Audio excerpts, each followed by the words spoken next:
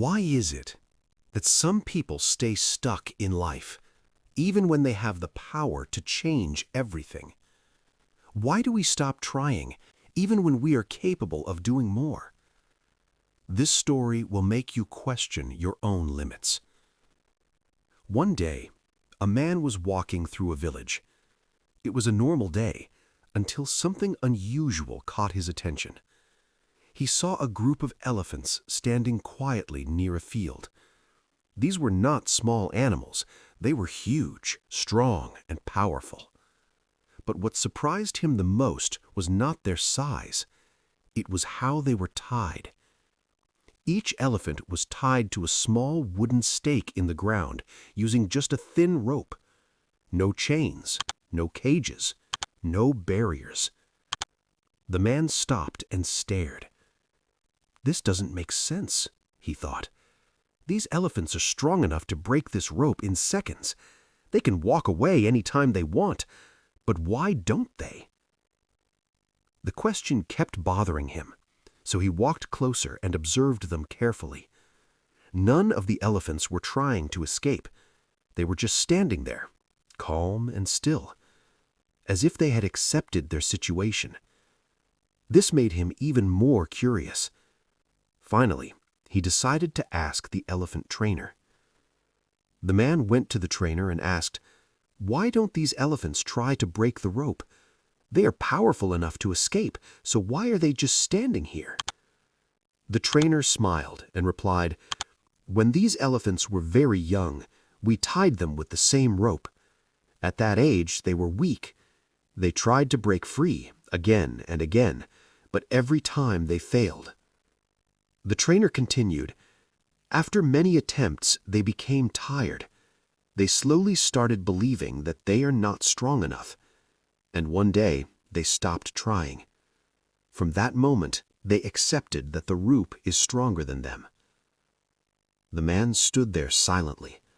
He looked at the elephants again, but now everything looked different. He realized these elephants were not tied by ropes. They were tied by their beliefs. Even though they had the power to break free, they never tried because their mind said, "You can't."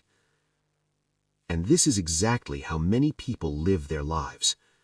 They fail once, they fail twice, they face rejection, and then they decide, "This is not for me.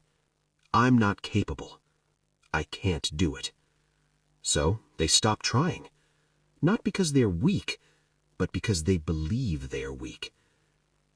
Think about your own life for a moment. Is there something you gave up on just because it didn't work the first time?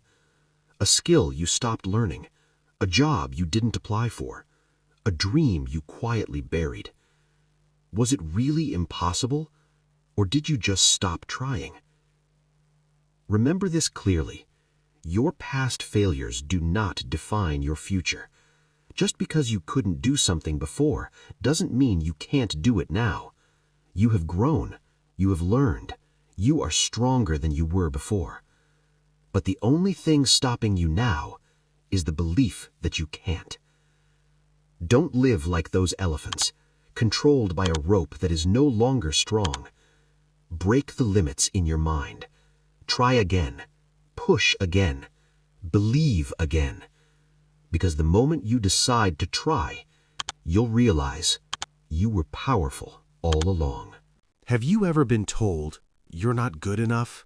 You can't do anything in life? If yes, then this story is for you. Once upon a time, there was a young boy who believed he was not good enough.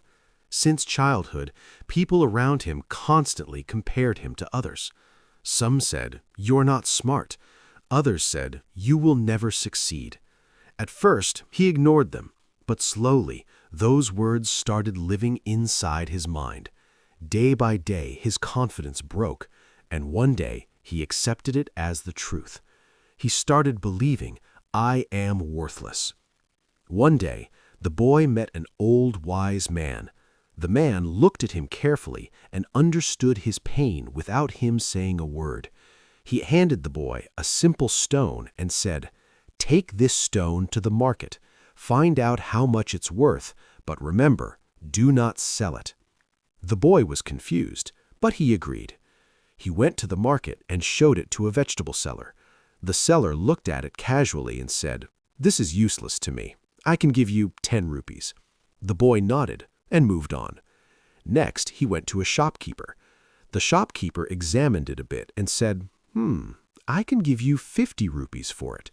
The boy was slightly surprised, but kept going. Then he entered a jewelry shop.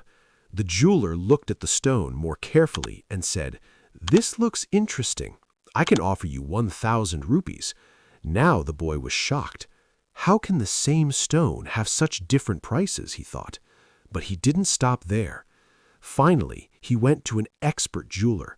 The moment the man saw the stone, his eyes widened. He stood up and said, "Do you even know what you have? This is a rare and precious stone. Its value is in lakhs." The boy was completely stunned. He quickly returned to the old man and told him everything. "How is this possible?" the boy asked. "The same stone, but everyone gave it a different value." The old man smiled and said, "The stone did not change. Only the people judging it changed." He continued, "Everyone gave a price based on their knowledge and understanding." Then he looked at the boy and said, "Just like this stone, your value also depends on who's judging you. If you stay among people who don't understand you, they will undervalue you. If you go to the right place, your true worth will be recognized." Reality check. If someone tells you you are not capable, that does not mean you are worthless. It simply means they don't understand your value. Never underestimate yourself. You are not weak. You are not useless. You are valuable, like a diamond. All you need is the right environment and the courage to believe in yourself. Remember this: your value doesn't decrease by someone's inability to see your worth. So never doubt yourself again.